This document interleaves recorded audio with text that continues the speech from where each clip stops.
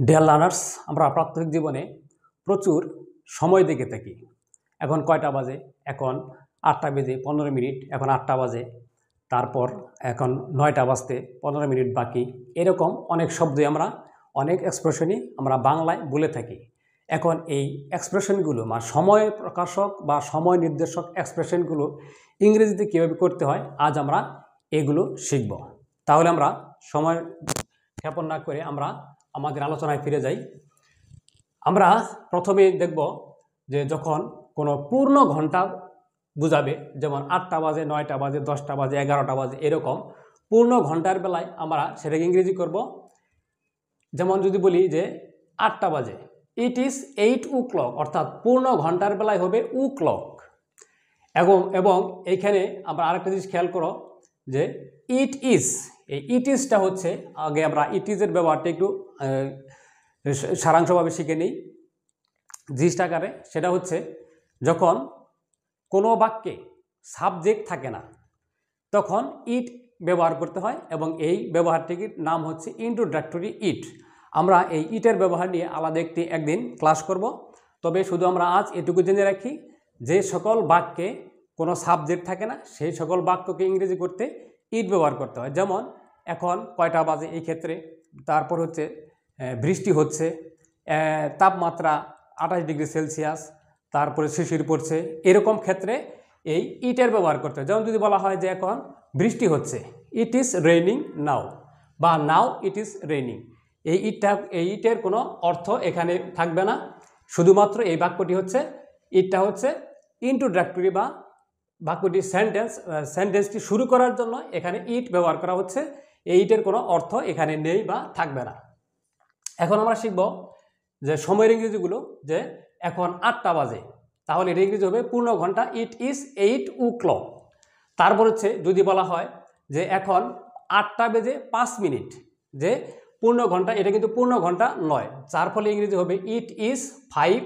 যদি 8টা বেজে সামনের দিকে কোনো মিনিট বোঝায় তাহলে পাস্ট 8, এই পাস্ট শব্দটি ইউজ করতে হবে।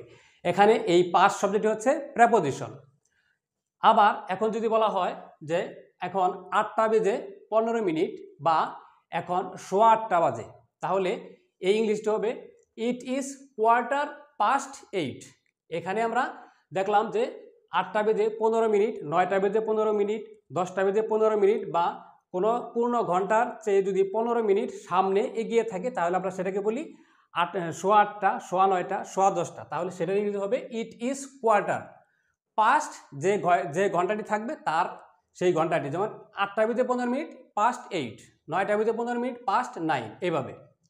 তারপর হচ্ছে আবার যে যদি বলা হয় যে কোনো পূর্ণ ঘন্টার চেয়ে তখন আরও আধা ঘন্টা বেশি থাকবে, তখন বলা হবে 8:30, এখন 8:30 বাজে, বা ইট ইজ 8:30। এখানে হাফ পাস্ট ইউজ করতে হবে, অর্থাৎ হাফ মানে অর্ধেক, অর্ধেক মানে একটি ঘন্টার অর্ধেক মানে 30 মিনিট, তার মানে হচ্ছে হাফ।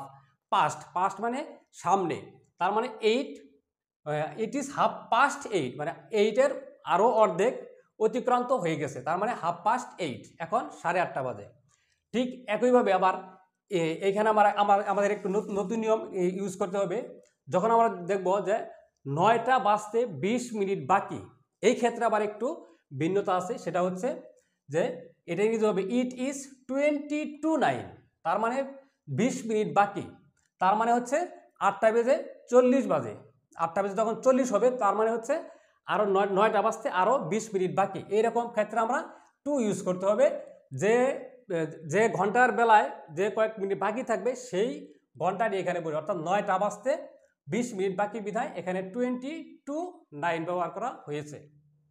ঠিক একইভাবে আমরা যখন বলবো যে 8টা বেজে 45 মিনিট, তার মানে কি এখন 15 মিনিট বাকি আছে 9টা বাজতে, তার মানে হচ্ছে আবার 15 মিনিট মানে হচ্ছে একটি ঘন্টার কোয়ার্টার বা 4/1 তার মানে হচ্ছে ইট ইজ 8:45, এখন 8:45 বাজে।